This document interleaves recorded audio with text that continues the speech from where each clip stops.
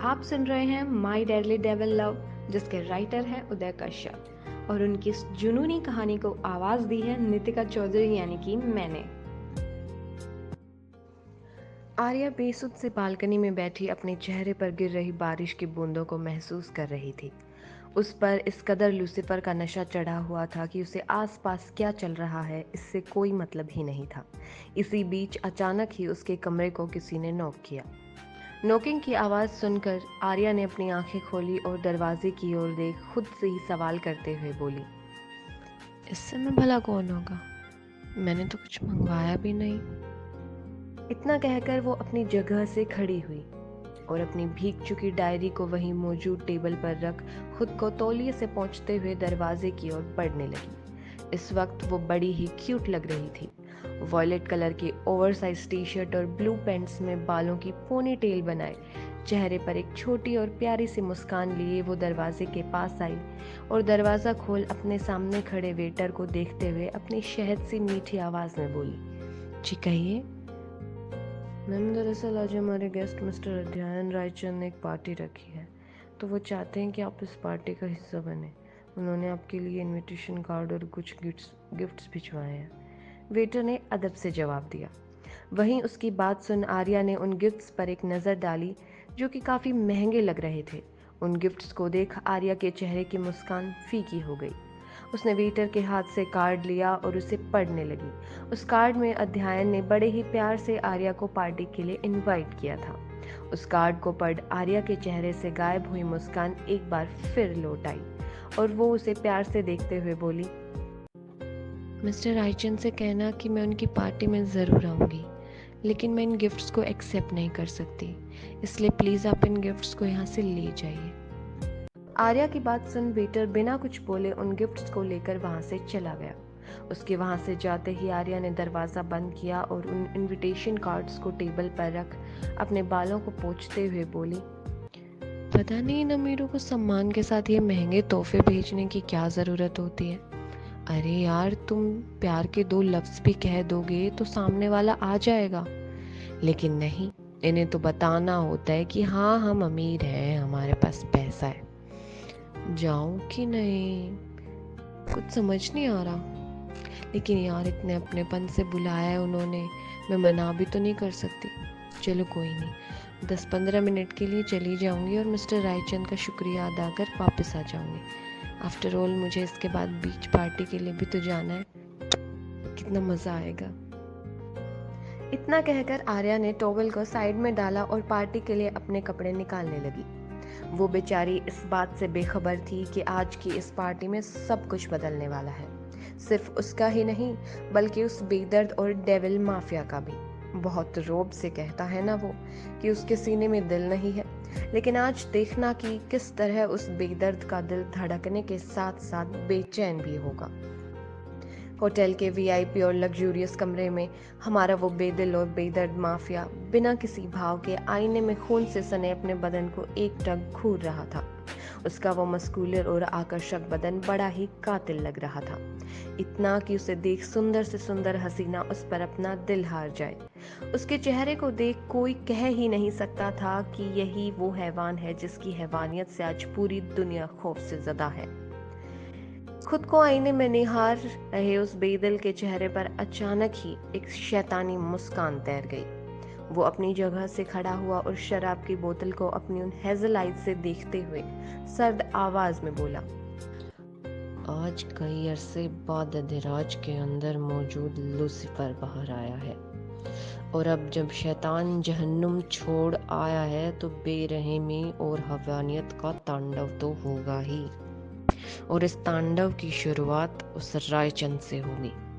आज जब वो आराम से अपनी पार्टी में शराब और शबाब में मशरूफ होगा, तभी ये लूसीफर उसके सबके सामने जहन्नुम तक पहुंचाएगा उसे, और बाकियों को एक सबक देगा कि दुनिया में इंसान एक बार को अपने साए को धोखा देकर बच सकता है, लेकिन अधिराज को नहीं, क्योंकि अधिराज को धोखे से और धोखेबाजों से सख्त नफरत है, सख्त नफरत। इतना कहकर अधिराज ने उस शराब की बोतल को अपने होठों से लगा लिया। और धीरे धीरे बड़े ही हसीन और कातिल अंदाज में उस शराब को अपने जिस्म में उतारने लगा। इसी बीच अधिराज का फोन बजा, जिसे देख अधिराज ने रिसीव किया और सोफे पर बिल्कुल किसी बादशाह की तरह बैठकर शराब पीते हुए फोन पर कहे एक एक अल्फाज को सुनने लगा। बस आपने जो बोला था वो सब हो गया है। आपका बस एक हुक्म मिलते ही वो अध्ययन रायचंद स्वर्ग से धार जाएगा।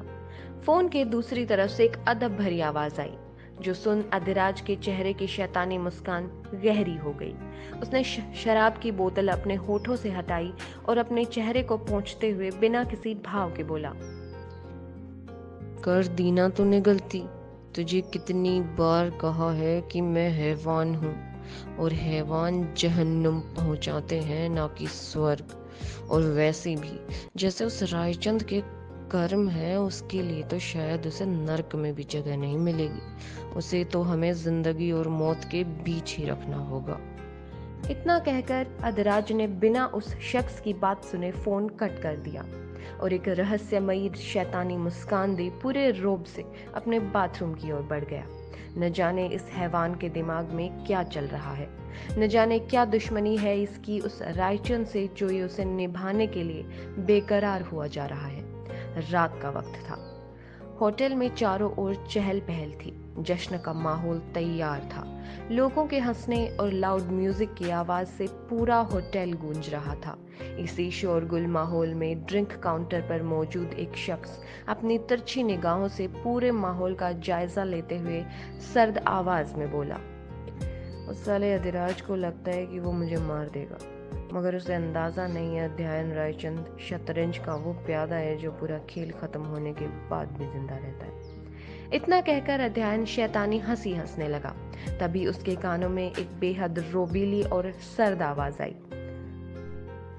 लगता नहीं पूरा यकीन है कि आज की इस शाम में तू दुनिया को अलविदा कह जहन्नुम में जाएगा।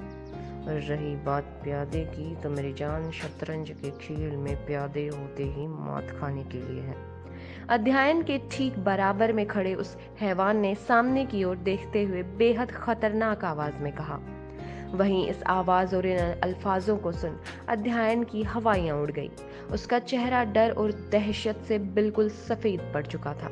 उसने डरते हुए तिरछी नजर अपने बराबर में डाली तो काले लिबास में मौजूद उस मौत के सौदागर को देख उसकी सांसें उखड़ने लगी।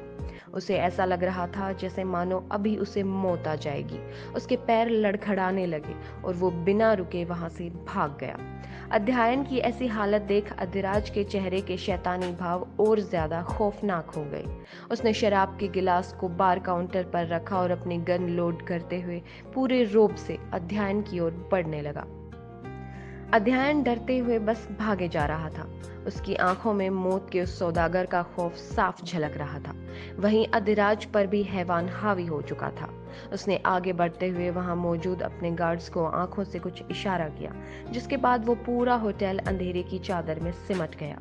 इसी बीच अचानक ही अधिराज चलते चलते किसी से टकरा गया, किसी ऐसे से जिसकी करीबी ने आज पहली बार उस हैवान के दिल को बेचैन कर दिया था, उसे अनियंत्रित गति से धड़कने पर मजबूर कर दिया था। अधिराज ने उसकी कमर पर अपनी पकड़ कस ली और अपनी गुस्सैल आवाज में चीखते हुए बोला, लाइट्स ऑन करो। अधिराज की गुस्सैल आवाज सुन उसकी बाहों में मौजूद उस इंसान का शरीर सिहर उठा। उसने कसकर उसके कोट को पकड़ लिया और आंखें बंद करके गहरी गहरी सांसें लेने लगा। इसी बीच एक बार फिर होटल की लाइट्स ऑन हो गई और वो पूरा होटल रोशनी से जगमगा उठा। लाइट्स के ऑन होते ही अधिराज अपनी उन गुस्सैल नजरों से अपनी बाहों में मौजूद उस खूबसूरत हसीना को एकटक घूरने लगा, जिसे देखते ही उसका सारा गुस्सा, उसके सिर चढ़ा बेरहमी का नशा एक पल में गायब हो गया और वो एकटक बिना किसी भाव के उसे घूरने लगा। चांद सा वो चेहरा और हिरनी सी वो आंखें, जिनमें बेचैनी और डर साफ झलक रहा था। उसे देखते ही अधिराज के चेहरे पर न जाने क्यों लेकिन एक हल्की मगर बेहद आकर्षक मुस्कान आ गई। वहीं वो डर से सहमी हरी आंखें एकटक उसके सामने मौजूद उस आकर्षक शख्स को निहार रही थी। आर्या की वो हरी आंखें जैसे ही अधिराज की उन हेजल आंखों से टकराई, वैसे ही उसका बदन सिहर उठा उसने खुद को अधिराज की बाहों से छुड़ाया और उसे सॉरी बोलते हुए वहां से भाग गई। आर्या की वो मीठी आवाज जैसे ही अधिराज के कानों में पड़ी, वैसे ही उसका दिल जोर जोर से धड़कने लगा और अचानक ही उसका चेहरा एक बेहद आकर्षक मुस्कान से खिल उठा। वो काफी देर तक इसी तरह वहां से जाती हुई उस हसीना को देखता रहा और उसके बाद दोबारा अपने शिकार की तलाश में चल पड़ा।